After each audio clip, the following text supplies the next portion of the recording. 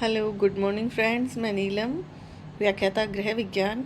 आज हम डिस्कस करेंगे एक टॉपिक, परिवार। चलिए देखते हैं।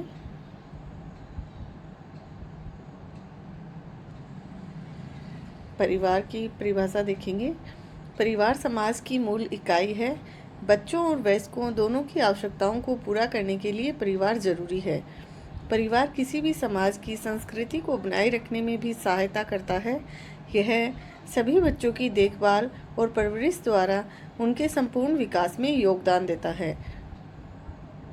नेक्स्ट, परिवार के टाइप्स देखेंगे हम कि परिवार कितने प्रकार के होते हैं। तो फर्स्ट हम देखेंगे उपनाम के उपयोग के आधार पे।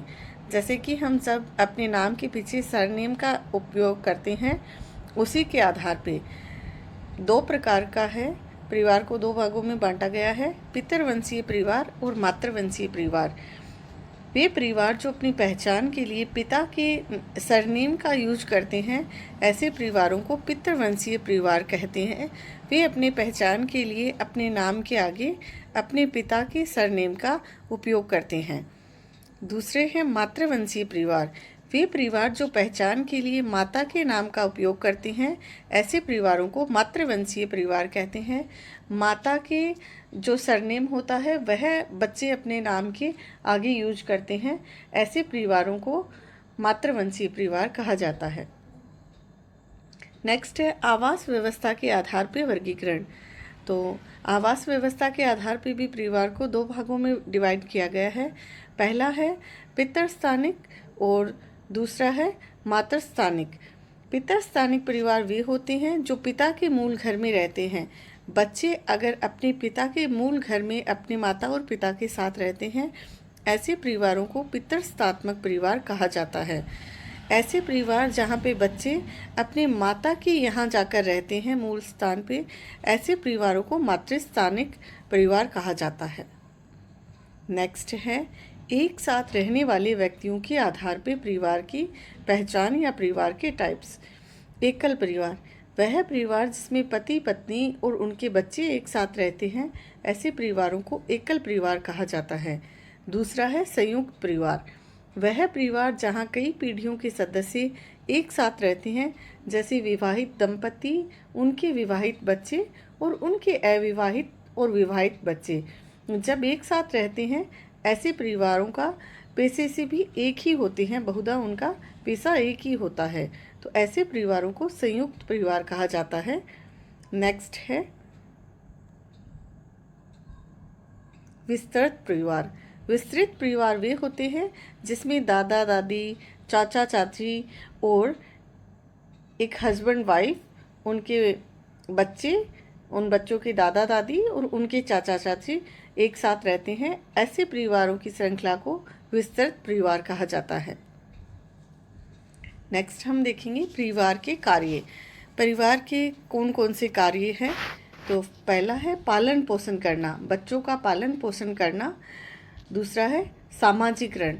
यह दैनिक पारिस्थितिक क्रियाओं द्वारा युवा पीढ़ी को सामाजिक प्रक्रिया से अवगत कराने की प्रक्रिया है। तो परिवार ही वह संस्था है जो बच्चों का सामाजिकरण करती है, समाज के साथ मिलजुल कर घुल मिलकर रहना सिखाती है। तीसरा कार्य है परिवार के सदस्यों को दर्जा प्रदान करना और उनकी भूमिका डिसाइड करना। अगला है मनोवैज्ञानिक सहारे की आवश्यकता को पूरा करना। परिवार ही वह संस्था है जो मनोवैज्ञानिक सहारे की आवश्यकता को पूरा करता है। जैसे अगर कोई व्यक्ति परिवार में बीमार हो जाता है या किसी वजह से उनको कोई दुखी होता है, तो परिवार ही वह संस्था है जो उनको मानसिक सहारा प्रदान करता है। इसके अलावा परिवार अन्य भी कई सारे कार्य करता है, जैसे मनोरंजन, धार्मिक कार्य और सामाजिक कार्य समाज की निरंतरता के लिए महत्वपूर्ण है। अब हम देखेंगे पारिवारिक जीवन चक्र की अवस्था। परिवार वाले टॉपिक से बनने वाला ये क्वेश्चन अत्यंत महत्वपूर्ण है कि पारिवारिक जीवन चक्र को कितनी अवस्थाओं में बांटा गया है, कौन कौन सी अवस्थाएं हैं।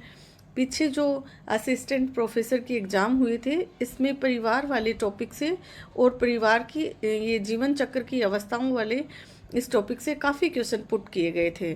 तो आई थिंक ये एक इम्पोर्टेंट टॉपिक है जो हम यहाँ डिस्कस कर रहे हैं। हो सकता है ये हमारी कई एग्ज़ाम में मदद कर सकता है। तो देखते हैं पारिवारिक जीवन चक्र की कौन कौन सी अवस्थाएं हैं। तो इसके 7 अवस्थाएं हैं।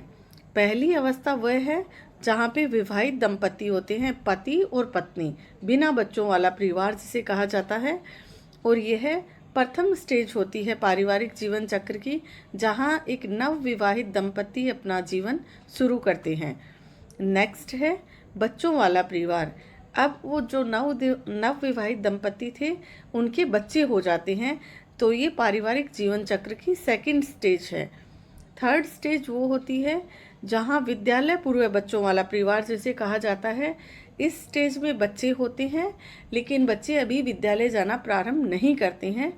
थर्ड स्टेज होती है जिसको विद्यालय पूर्व बच्चों वाला परिवार कहा जाता है। नेक्स्ट है फोर्थ स्टेज। यहाँ पे बच्चे विद्यालय जाने लग जाते हैं और ये किशोरों वाला परिवार या विद्यालय जाने वाले बच्चों वाला परिवार कहलाता है। नेक्स्ट देखेंगे हम फिफ्थ स्टेज के बारे में। इस अवस्था में उच्चतर शिक्षा, रोजगार के लिए तैयार युवाओं वाला परिवार होता है।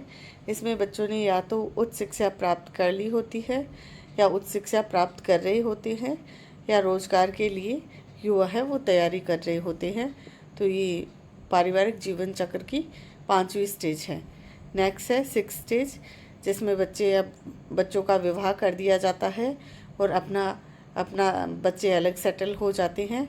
और इस आयु में अधेड़ आयु के माता पिता है जो फिर से अकेले रह जाते हैं, जिसे खाली घोंसले की अवस्था भी कहा जाता है। नेक्स्ट सिक्स्थ स्टेज है, ये सेवानिवृत्ति के बाद पति पत्नी दोनों वर दंपति साथ रहते हैं। इस तरह से हमने टोटल पारिवारिक जीवन चक्र की 7 स्टेज के बारे में देखा, जिसमें पहली जो स्टेज थी वो संकुचित परिवार होता है। सेकंड स्टेज जो हमने देखी बच्चों वाला परिवार, यहाँ पे परिवार है वो बढ़ने लग जाता है जिसको विस्तरित परिवार भी कहते हैं। फिर जो थर्ड स्टेज है जिसे विद्यालय पूर्व बच्चों वाला परिवार, और फोर्थ स्टेज है जिसे विद्यालय जाने वाला या किशोरों वाला परिवार कहा जाता है।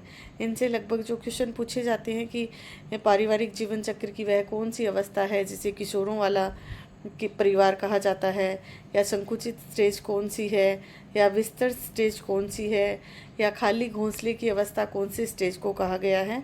तो हमने ये टोटल 7 स्टेज में सारे कंसेप्ट लगभग देखे हैं। Thank you friends.